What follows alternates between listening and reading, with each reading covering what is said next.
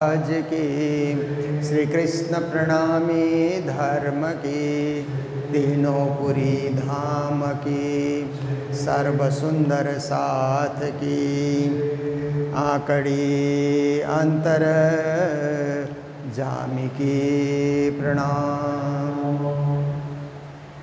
उपस्थित धर्म प्राण शिरोमणि सुंदर साथ जी, माताएं, बहनें, भाइयों, ब्रह्म ज्ञान रसधारा, ब्रह्म ज्ञान रस चर्चा, ब्रह्म ज्ञान रसानुभूति, इसका हम लोग नित्य प्रति आस्वादन करते हैं, ज्ञान के रूप में, चर्चा के रूप में और व्याख्या के रूप में।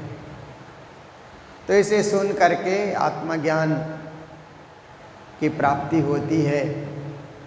स्वयं को जानना, स्वयं को पहचानना और अपने आत्मा स्वरूप को भी समझना, क्योंकि अपने शरीर स्वरूप को तो हर कोई समझता है। मैं, मेरा शरीर, इतना तो बालक भी समझता है। जब शरीर में भूख लगती है तो बालक रोने लगता है, प्यास लगती है तो भी बालक तड़पने लगता है, नींद आती है तो भी बालक छटपटाता है। देखिए, अपना बोध तो बालकों को जो चलना भी नहीं सीखे, अभी बोलना भी नहीं सीखे, परंतु रो करके अपने शरीर की अभिव्यक्ति करते हैं। शरीर में जो आवश्यकता है ना, उस आवश्यकता की अभिव्यक्ति रोने के माध्यम से बच्चे करते हैं। फिर कभी कभी शरीर की खुशी हंस करके बच्चे व्यक्त करते हैं। उनको देखो तो छोटे छोटे बच्चे मुस्कुराते हैं, उनके शरीर में खुशी का अनुभव हो रहा है। शरीर में दुख का अनुभव होगा तो रोएंगे, चिल्लाएंगे। तो शरीर का बोध बचपन से होता है और मृत्यु पर्यंत शरीर का बोध रहेगा। इसलिए शरीर में कष्ट हो रहा है तो बीमार आदमी के पास जाइए, ये दर्द है, ये दर्द है, इधर कष्ट है, उधर कष्ट है। शरीर का बोध है और शरीर सबसे नज़दीक भी है ना, एकदम आत्मा के नज़दीक, हमारे नज़दीक यदि कुछ है तो शरीर ही तो है। शरीर है तो घर है, शरीर है तो परिवार है, शरीर है तो संसार है, शरीर है तो बाल बच्चे हैं। इसलिए अपना सबसे निकट होने के कारण शरीर का बोध जन्म से लेकर के मृत्यु पर्यंत रहेगा। शरीर का ज्ञान रहेगा, शरीर के सुख दुख का अनुभव रहेगा। तो देखिए, और एक बोध होना, अंदर का बोध होना। जैसे हमारे शरीर के अंदर दांत है ना, ऐसे तो हम मुंह बंद रखते हैं तो दांत नहीं दिखलाई देते हैं। जब हंसते हैं, बातें करते हैं तो हमारे मुंह के अंदर दांत भी है, पता लगता है ना। तो ये अंदर की चीज़ हो गई। बाहर दांत दिखते हैं बखत बखत पे, परंतु उनको हम छुपा करके रखते हैं। तो अंदर का कष्ट, कभी दांत में कष्ट आ जाए तो व्यक्ति को अंदर के दर्द का अनुभव होता है। और कभी जीवन में उसने सोचा भी नहीं कि दांत में भी दर्द होगा। जिस दिन दर्द उठता है ना तो असह्य हो जाता है, पूरा सिर भारी हो जाएगा। तो अंदर की पीड़ा का उसको बाहर अनुभव होगा। ऐसे ही हमारा पेट भी अंदर है, पर पेट में भी कभी दर्द हो जाता है ना, खाना उल्टा सीधा हो जाए, बाहर खा करके आए, कहीं शादी ब्याह में खा करके आए, और मेले भंडारे में भी कभी कभी बचा हुआ होता है ना, तो खाना ने बनाने वाले कभी मिला देते हैं, ताज़ा के साथ बासी भी मिला देते हैं कभी कभी। तो उससे भी पेट खराब हो जाता है। होटल का खा के आए तो उससे भी पेट। जब पेट में दर्द होता है तो अंदर के दर्द का महसूस होता है, पता लगता है कि मेरे अंदर पेट भी है। इसी तरह से आप देखिए, अब तो दर्द की बात आप करेंगे तो आपके अंदर क्या क्या है। मात्र पेट नहीं है, हार्ट भी है जिसको हृदय कहा जाता है, उसकी धड़कनें हैं। धड़कन कम ज़्यादा हो तो भी दर्द का महसूस होता है। धड़कन कम हो तो उसको लगता है कि हृदय की गति रुक रही है, सांसें रुक रही है, ऐसा उसको अनुभव होता है। धड़कन ज़्यादा हो तो घबराहट होती है। फिर आप देखिए, और हमारे अंदर फेफड़ा भी है जिससे हम सांस लेते हैं धोंकने की तरह, उसमें भी कभी कभी पीड़ा का अनुभव होता है, सांस लेने में दिक्कत होती है।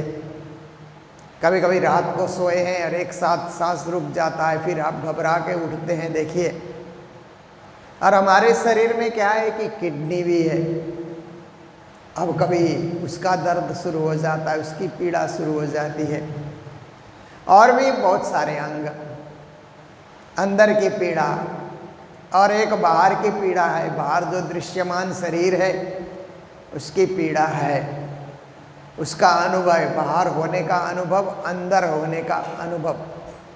श्री प्राणीनाथ जी महाराज वाणी में और एक चीज़ का बोध कराते हैं। बाहर का बोध है, अंदर का बोध है, एक अंतर का बोध। बाहर और भीतर के मध्य में आत्मा का वास होता है ना।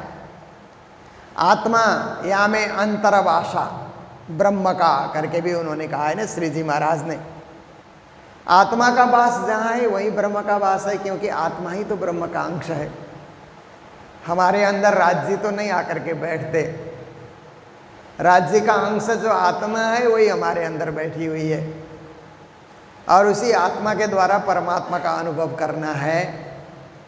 तो आत्मा को अंतर इसलिए कहा कि वो अंदर भी नहीं है, बाहर भी नहीं है, बीच ही में है। बीच ही में बैठ करके पूरे शरीर को चलायमान बना रही है, शरीर को जीवित रखती है आत्मा, संजीवित कहिए ना। शरीर में ताजगी, आत्मा के चलते ताजगी शरीर में रहती है। शरीर गर्म भी रहता है, शरीर में उसी आत्मा के द्वारा आँख में देखने की शक्ति है। ऐसे आँख तो देखती नहीं है, परंतु आत्मा होने के कारण आत्मा की सक्रियता में आँख देख रही है। कान से सुन रहे हैं, नाक से सुगंधी ले रहे हैं, जीवा से स्वाद ले रहे हैं। इसी तरह से चमड़ी से गर्मी और सर्दी का अनुभव कर रहे हैं। सब तो आत्मा के अंतर में, आत्मा के निवास होने से ही ये सब कुछ अनुभव हमको हो रहा है। तो आत्मा ऐसे कहा जाता है कि आत्मा का मुख्य केंद्र तो हृदय है। हृदय की धड़कन, 1 2 3 4 करके हृदय की धड़कन चलते रहते हैं ना, हृदय धड़कता है। तो आत्मा के चलते वो हृदय की धड़कन उठती है। आत्मा सक्रिय होकर के हृदय को संचालन कर रही है। पर केवल हृदय में आत्मा का वास है ऐसा भी नहीं है, क्योंकि एक बार स्वामी विवेकानंद जो विदेश यात्रा में जाते थे, तो किसी विदेशी ने पूछा कि आत्मा कहाँ है। तो उन्होंने कहा था कि आत्मा का सेंटर तो हार्ट है, और आत्मा का सर्कल पूरी बॉडी है, पूरा शरीर। Body is circle and heart is the centre of soul. उन्होंने कहा कि ये आत्मा का सेंटर, केंद्र बिंदु, केंद्र बिंदु हृदय है। परिधि, इसकी परिधि भी होती है ना। जैसे हम लोग घर में रहते हैं तो केंद्र बिंदु हमारा बेडरूम होता है ना, जहाँ हम सोते हैं। पर पूरे घर हमारी परिधि है। घर में हम घूमते हैं, किचन में भी जाते हैं, सिटिंग रूम में भी जाते हैं, दूसरे रूम में भी जाते हैं। कभी 2 माले का घर है तो ऊपर नीचे भी हम लोग करते हैं। घर के साथ बगीचा है तो थोड़ा वहाँ भी पानी डालने के लिए सर्कल है वो। पर केंद्र है कि जहाँ हम विश्राम करते हैं वो हमारा केंद्र हुआ, और उसी विश्राम के रूम में हम लोग सोना, चांदी, हीरा मोती, धन संपत्ति वहीं रखते हैं ना। सिटिंग रूम में नहीं रखते हैं, किचन में भी नहीं रखते, गेस्ट रूम में भी नहीं रखते, बच्चों के रूम में भी नहीं रखते। अपना जो खास रूम है जहाँ हम विश्राम करते हैं, वहाँ पर हमारा धन हम छुपा करके रखते हैं। तो घर का सेंटर हुआ हमारा बेडरूम, सर्कल हुआ पूरा घर। आत्मा का सेंटर हुआ हार्ट, हृदय। और आत्मा की परिधि हुई पूरा शरीर, समूचा शरीर में आत्मा परिव्याप्त है। इसलिए कहीं भी टच करो, कहीं भी स्पर्श करो तो फट से पता लग जाता है ना, आत्मा को पता लगता है। आत्मा है तब पता लगता है। आत्मा निकलने के बाद कहीं भी उसको छू करके देखो, टच करके देखो, कुछ नहीं। तो आत्मा ने चमड़ी में भी सजीवता भर दिया और पूरे शरीर में सजीवता है, अंदर के सब इंद्रियों में सजीवता है। तो इस प्रकार से न अंदर न बाहर, अंतर में आत्मा बैठी हुई, अंतर्भाषा ब्रह्म का, या में अंतर्भाषा ब्रह्म का। तो आज की चौपाई में श्री जी महाराज कहते हैं कि आंकड़ी अंतर जामी के कबो न खोली किन्ना। कहते हैं ये अंतर्यामी जो आत्मा है ना, अंतर में घर करके बैठी हुई ये आत्मा है। और इसकी आंकड़ी मतलब भेद, रहस्य को आंकड़ी कहते हैं। कोई भी चीज़ का रहस्य होता है ना, तभी तो सुनने में आनंद आता है। कथा का भी एक रहस्य होगा, भजन का भी एक रहस्य होता है, वाणी का भी एक रहस्य होता है, गपशप का भी एक रहस्य होता है। बिना रहस्य का कोई गपशप करे ना तो बोरिंग हो जाती है ना, सुनते नहीं हम। फिर कोई रहस्य वाली बात सुनाए तो सुनते हैं हम। तो ऐसे ही आत्मा का रहस्य, परमात्मा का रहस्य, वो तो धर्मशास्त्र में लिखे हुए हैं। इसीलिए हमें धर्मशास्त्र सुनना पड़ता है, पढ़ना पड़ता है, तभी आत्मा परमात्मा की महिमा हम समझ सकते हैं। तो ऐसे जो रहस्य की बातें हैं अंतरात्मा की, कबू न खोली किन्ना। खोलने का प्रयास बहुत हुआ पर पूरी तरह नहीं खुला। बहुतों ने प्रयास किया, ऋषियों ने, मुनियों ने, ज्ञानियों ने, त्यागियों ने, तपस्वियों ने, मनीषियों ने, विद्वानों ने, दार्शनिकों ने अपने अपने ढंग से वो दरवाज़ा, अंतर का दरवाज़ा खोलने के लिए बहुतों ने प्रयास किया, पर पूरी तरह दरवाज़ा नहीं खोल पाए, उसका रहस्य नहीं बता पाए। दरवाज़ा खोलने का अर्थ है कि रहस्य बता पाना, भेद बता पाना। तो श्री प्राणनाथ जी कहते हैं, ये पूर्ण के प्रकाश थे, अब क्या हुआ कि पूर्ण ब्रह्म परमात्मा साक्षात प्रकट होकर के सदगुरु धनी सेव देवचंद्र जी महाराज के हृदय में विराजमान हो गए।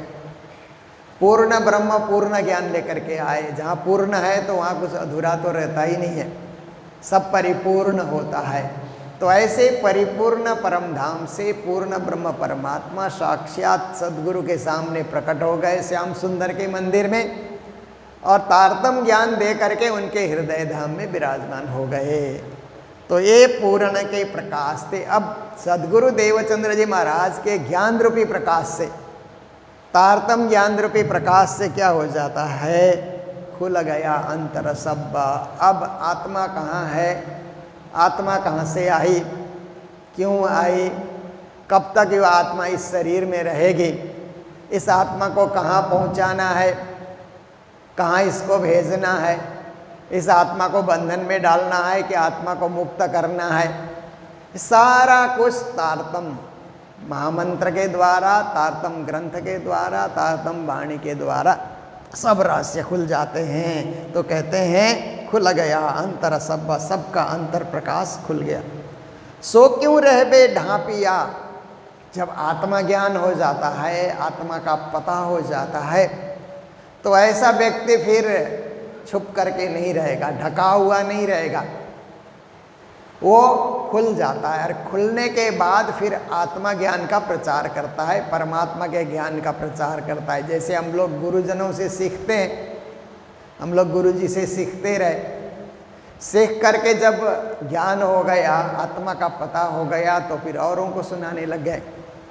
ज्ञान होने के बाद कोई छुप करके नहीं रहता है, ढका हुआ नहीं रहेगा, फिर ओपन हो जाता है, अपने मन मस्तिष्क को वो खुला कर देता है। जो ज्ञान उसको मिला औरों को भी देगा। जैसे देवचंद जी महाराज को ज्ञान मिला तो घर बैठ करके फिर सोचने लगे ना किसको बांटूं किसको बांटूं किसको बांटूं। फिर गांगजी भाई मिले, इना अवसर तिने बानी लई चित्त धर कर विचार पूछे बचन निके अर्थ लिए जो इन्ना।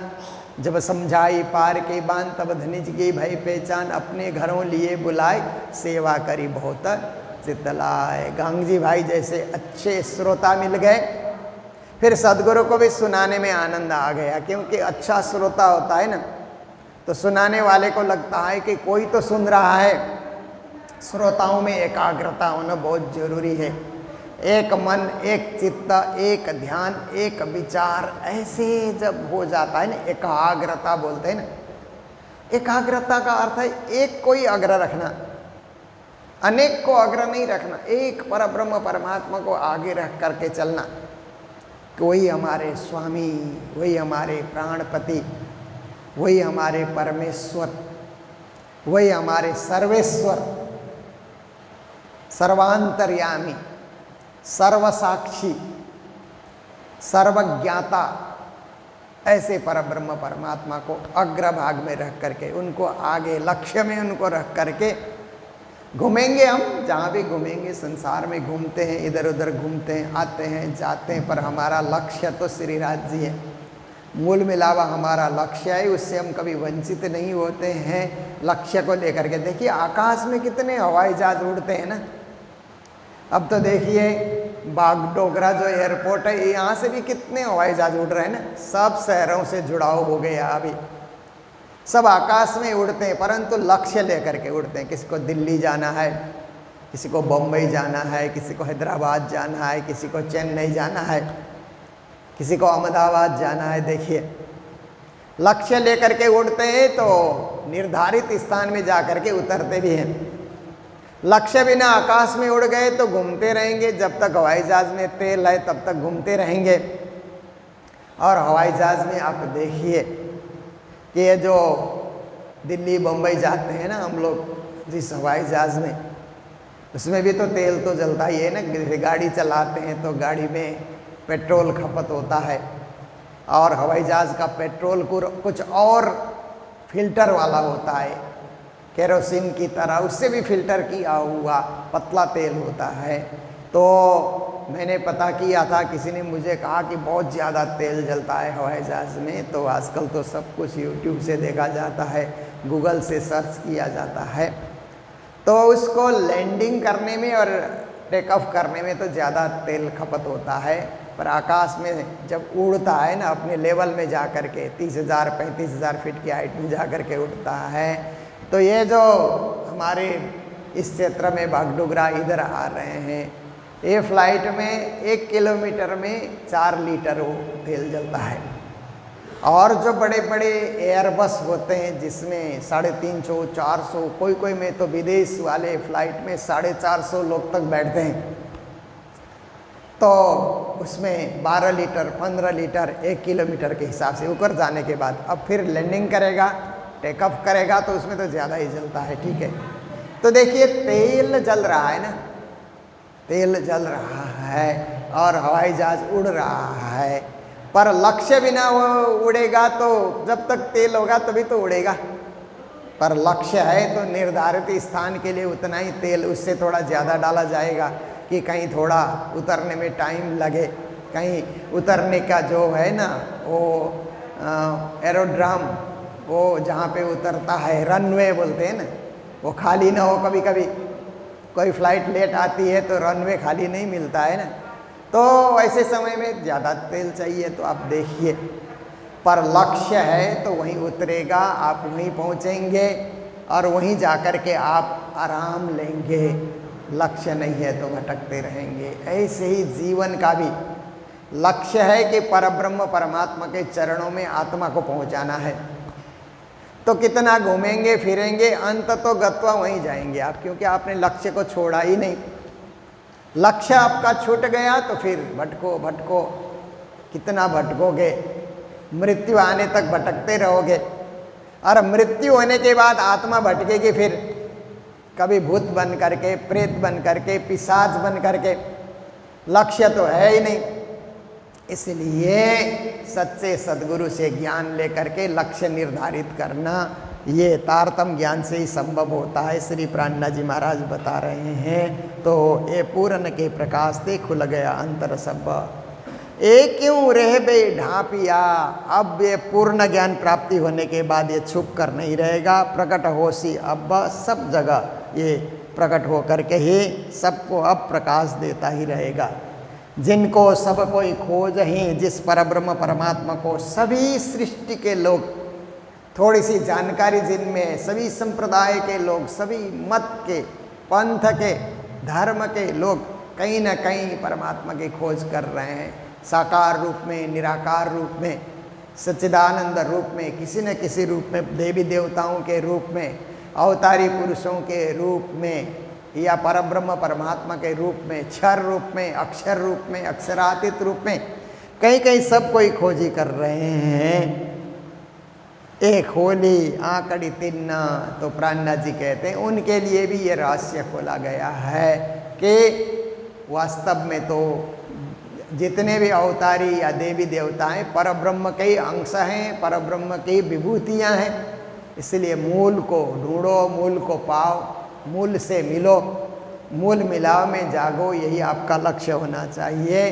अन्यत्र कहीं भटकना नहीं चाहिए, अन्यत्र कहीं अटकना भी नहीं चाहिए।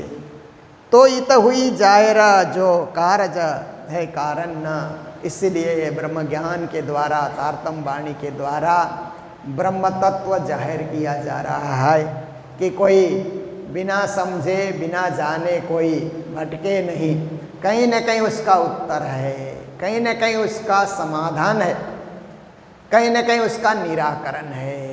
क्योंकि निराकरण पाए बिना तो लोग भटकते ही रहेंगे न, कभी यहाँ कभी वहाँ कभी वहाँ, ऐसे चलता ही रहेगा।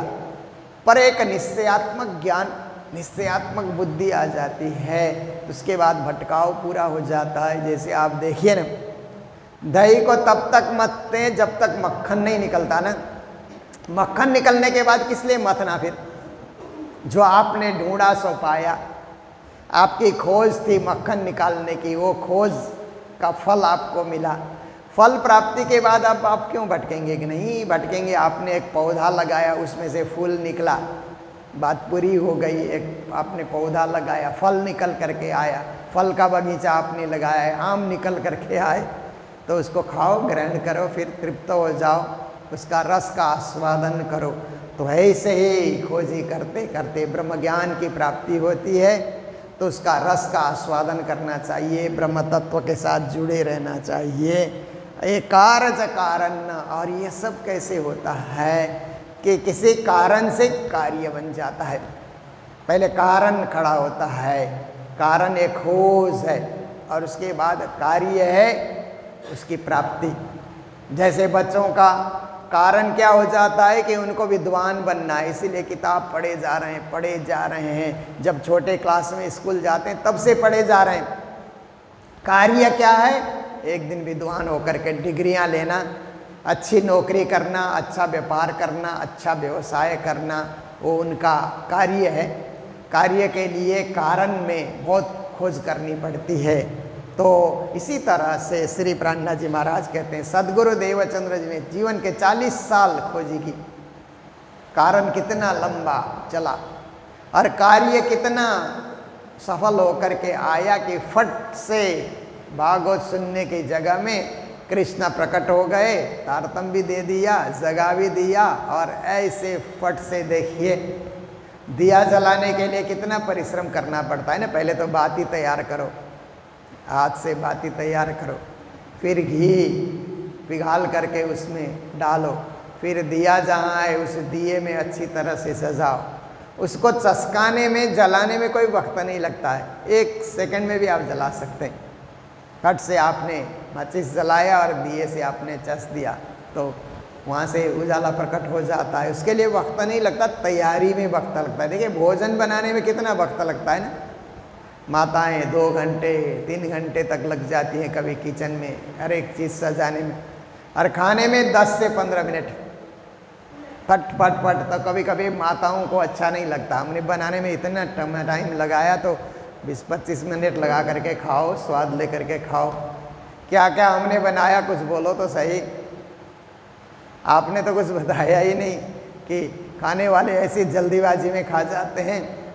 कई कई लोगों को तो मैंने देखा एक हाथ से कान में मोबाइल लेके खाते जाते हैं, बोलते भी जाते हैं।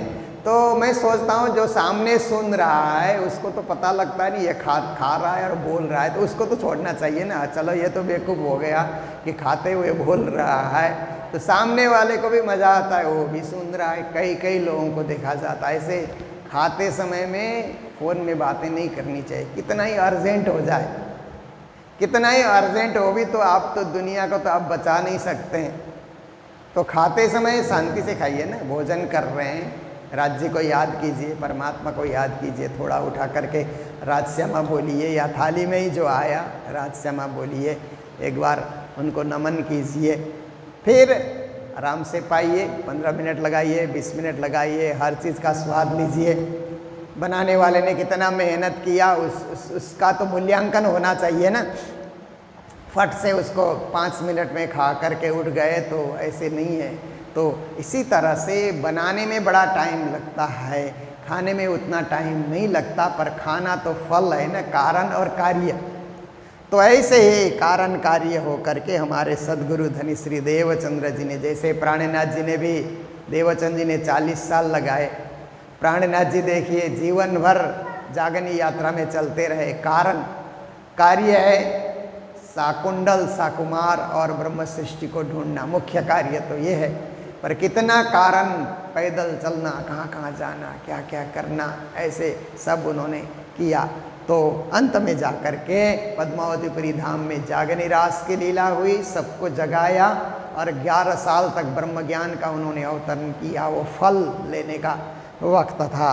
तो ऐसे करके आनंद तब आता है जब फल मिलता है, जब प्राप्ति होती है, जब गंतव्य में हम पहुंचते हैं, जब आनंद आता है।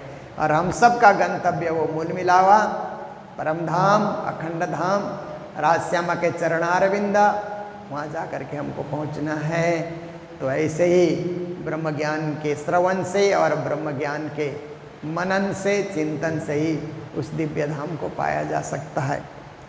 तो हम लोग तो श्री 5 नौतनपुरी धाम में जो शिलान्यास का कार्यक्रम था, पुराना जो भवन था वो जीर्ण होने के कारण नव भवन मंदिर का निर्माण हो रहा है, उसका शिलान्यास के कार्यक्रम में सभी संत गुरुजन पहुँचे हुए थे। कुछ दृश्य हमने ये ऑनलाइन चर्चा के दरमियान में भी आप लोगों को दिखाया, कैसे वहाँ शिलान्यास हुआ। जो रोज़ देखते हैं, रोज़ नहीं देखते हैं तो उनको तो पता नहीं लगेगा, जो देखते हैं उनको पता लगेगा कि कहाँ कहाँ क्या क्या कार्यक्रम हो रहे हैं।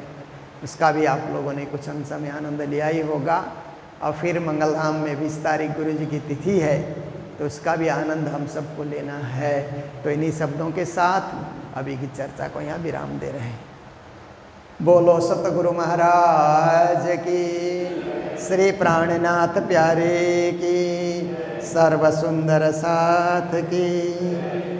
जिनको सब कोई खोजई,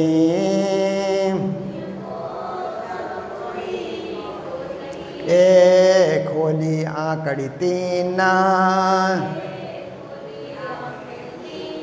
तो इत हुई जाहिरा, जो कारज है काराना, जो कारज है काराना। बोलो श्री प्राणनाथ प्यारे की, श्री धाम के धनी की। मेरे प्रेम जी हम जैसे तुम जिना करो मेरा, लभ जाए जीव जी जीवना तो जीवे नहीं, मीठे दिल की प्यास जी, तुम बिना मैं कि न सुख हो पिया, तुम हो मेरे यार।